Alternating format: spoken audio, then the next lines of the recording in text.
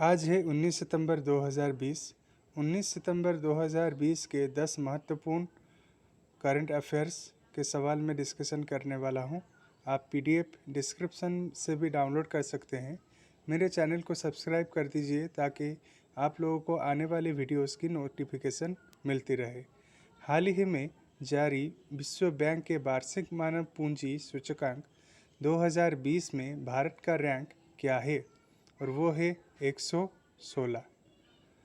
17 सितंबर 2020 को विश्व बैंक के वार्षिक मानव पूंजी सूचकांक जारी किया, जहां भारत 174 देशों की सूची में 116वें स्थान पर रहा है। पिछले साल 157 देशों की सूची में भारत 115वें स्थान पर रहा था। भारत का स्कोर 2018 में 0.44 संबत बढ़कर 2020 में 0.49 हो गया है। हाल ही में समाचारों में देखा गया ब्रू डैश की 21 अनुसूचित जनजातियों में से एक है, और वो है त्रिपुरा। ब्रू त्रिपुरा की 21 अनुसूचित जनजातियों में से सबसे बड़ी जनजातियों में से एक है। ब्रू लोग असम के मिजोरम में भी बसे हैं। नासा के हालिया निष्कर्षों के साथ सूर्य का कौन सा नया चक्र शुरू हो गया है? सौर चक्र 25। हाल ही में नासा और national oceanic and atmospheric administration के वैज्ञानिकों द्वारा एक नए सौर चक्र के शुरू होने के अनुमानों की घोषणा की गई है। इसे 25वां सौर चक्र कहा जा रहा है। भारत के प्रधानमंत्री ने किस राज्य में ऐतिहासिक कोसी रेल महासेतु का उद्घाटन किया है, और वो है बिहार। हाल ही में किस संगठन ने भूक्षरण कम करने तथा प्रबल वित्तीय संरक्षण कार्यक्रम हेतु एक वैश्विक पहल शुरू की है, और वो है G20। G20 ने अपनी पर्यावरण मंत्री स्तरीय बैठक में भूक्षरण कम करने तथा प्रबल वित्तीय संरक्षण कार्यक्रम हेतु एक वैश्विक पहल की शुरुआत की। तेल एवं प्राकृतिक गैस निगम ONGC ने निम्नलिखित में से किस अफ्रीकी देश के तेल क्षेत्रों को छोड़ दिया है, और वो है सूडान।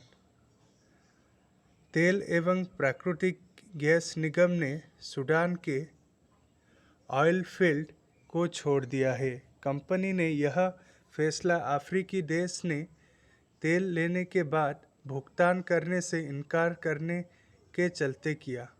निम्नलिखित में से किसने ग्लोबल स्मार्ट सिटी इंडेक्स 2020 में शीर्ष स्थान प्राप्त किया है, और वो है सिंगापुर।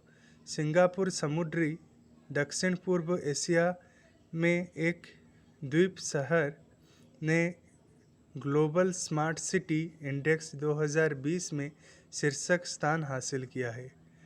टाइटन ने निम्नलिखित में से किस बैंक के साथ संपर्क रहित भुगतान घड़ियां टाइटन पे को लॉन्च करने के लिए साझेदारी की है, और वो है भारतीय स्टेट बैंक। टाइटन कंपनी ने स्टेट बैंक ऑफ इंडिया के साथ संपर्क रहित भुगतान घड़ी टाइटन पे लॉन्च करने के लिए साझेदारी की है। इसका उपयोग केवल उन उपयोगकर्ताओं द्वारा किया जा सकता है जिनका SBI के साथ खाता है। इसका मतलब हमारा जो वॉच कंपनी है टाइटन, उसने टाइटन पे लॉन्च किया है। विश्व रोगी सुरक्षा दिवस 2020 का विषय क्या है, और वो है health worker safety A priority for patient safety.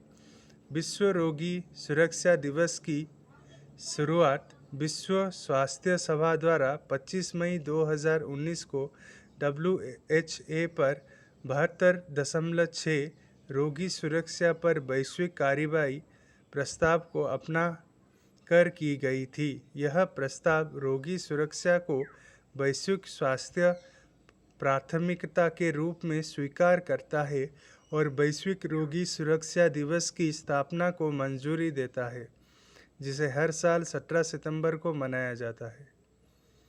हाल ही में पारित कृषक सशक्तिकरण व संरक्षण, कीमत आश्वासन और कृषि सेवा पर करार विधेयक 2020 समझौते के संबंध में निम्नलिखित कथनों पर विचार कीजिए।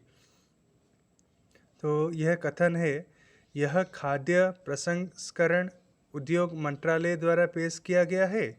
इसका उद्देश्य बड़े खुदरा विक्रेताओं के साथ जुड़ते समय किसानों को बचाने न और सशक्त बनाने वाले खेती के समझौते पर एक राष्ट्रीय रूपरेखा प्रदान करना है। एपीएमसी बाजारों के भौतिक परिसर के बाहर किसानों की उपज के अवरोध मुक्त राज्य के भीतर और अंतर्राज्यीय व्यवस्था की अनुमति देना है। इनमें से केवल 3 सही है। इसका मतलब इसमें केवल 3 ही सही है। सॉरी दोस्तों, इसमें थोड़ा गलत है, यानी इसमें केवल 2 सही है, यानी ये बी के बदले ये सी होगा। मैं आप लोगों को मैं इसे पीडीएफ में सही करवा दूंगा, तो आप इसे सी समझिए। तो ये केवल 2 ही सही है, यानी 2 सही है। मतलब इसका उद्देश्य बड़े खुदरा विक्रेताओं के साथ जुड़ते समय किसानों को बचाना और सशक्त बनाने वाले खेती के समझौतों पर एक राष्ट्रीय रूपरेखा प्रदान करना, ये सही है। बाकी 2 गलत है।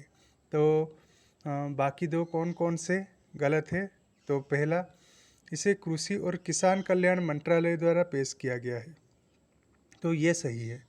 तो इसका उद्देश्य बड़े खुदरा विक्रेताओं के साथ जुड़ते समय किसानों को बचाना, ये मैंने कथन 2 जो सही है मैंने वो कहा था, यहाँ पे वो है।